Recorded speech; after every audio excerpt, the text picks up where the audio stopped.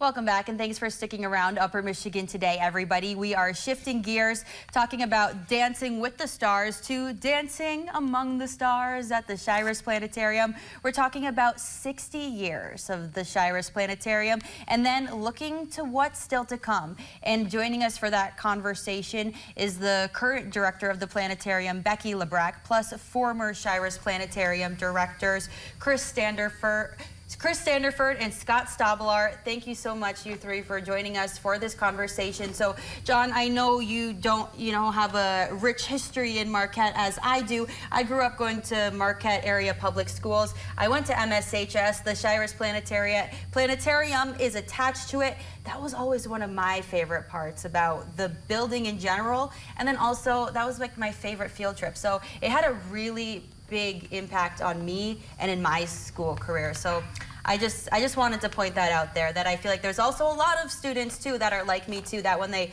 think back in their time, they remember the Shiras Planetarium. Yeah, it's definitely a place of nostalgia. I think all of us have had people come in and mention that it was a touchstone for them as at their time at MSHS. So, but we also have reached many students across the UP and the region, and so that's probably the best part of our job and something that we're looking forward to continuing. Yeah, and I'm excited to talk about what's still to come, but let's take a walk down memory lane, shall we? 60 years ago, what was it like bringing this, I guess, technology to the area? Was it? I'm just curious, was it pretty common to have a planetarium like this at the local high school? No, probably not. The timing was good. 1960s, Sputnik had gone, of course, and we were kind of fearful that the Soviets were ahead of us in math and science. So actually, the instrument for the first planetarium was purchased through what was called the National Defense Act. And Henry Bothwell, at that time, as the superintendent, had the foresight to grab a hold of that. We had the new high school, so let's put a planetarium in. Yeah. So in your time as the director from 1973 to 2002, nearly 30 years, what was that like? And how did you see this shaping the students at MSHS and beyond? Yeah, when I got the job, we had one tape recorder and one slide projector. It had been there for 9 years, and something had to be done, so I just happened to luck out and be at the right place at the right time. My interest in astronomy goes back to when I was 12 years old, so I was into the stars and stuff, but and I had gotten my teaching degree, so I was given the chance to do something with the planetarium, and it was a great opportunity. It gave me a chance to use my creativity.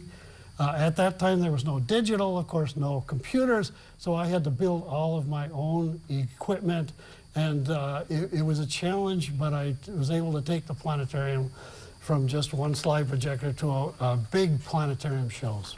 And Chris, when you took over as director in 2002 or 2003, were you still using some of this equipment passed on, left over from him, or were you starting to look into new technology? A little bit of both. Scott was actually my mentor teacher, so it was a great partnership to learn from him and start to use that equipment.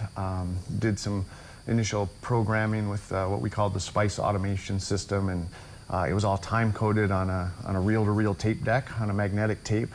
So as I started, working with that system, I started thinking, there are probably new things coming to market that we could push and even accelerate further, and be able to take advantage of the internet and show current space exploration. And so that's when, in 2004, we started working on another major renovation and put in a full-dome digital system. So from somebody that's not from the area, just got here probably a couple weeks ago, right? What makes the Shiras Planetarium like a cornerstone of the Upper Peninsula? Well, it is unique. We were the only one in the UP, and it's kind of a luxury. But the planetarium has a special educational tool. It's something unique as compared to anything else. When you turn those lights down and it's dark, okay, you're captivating the students. And my feeling is their emotions are involved. And when you're learning something and your emotions are involved, you retain it longer. So it's been great. Nice. I mean, I can literally remember walking in, that feeling of going from outside to inside. It's dark. It starts to get really exciting. It's a visceral feeling, and it really sticks with you. I mean, for me, probably 20 years later. And so you're hoping to really bring that feeling to even more kids.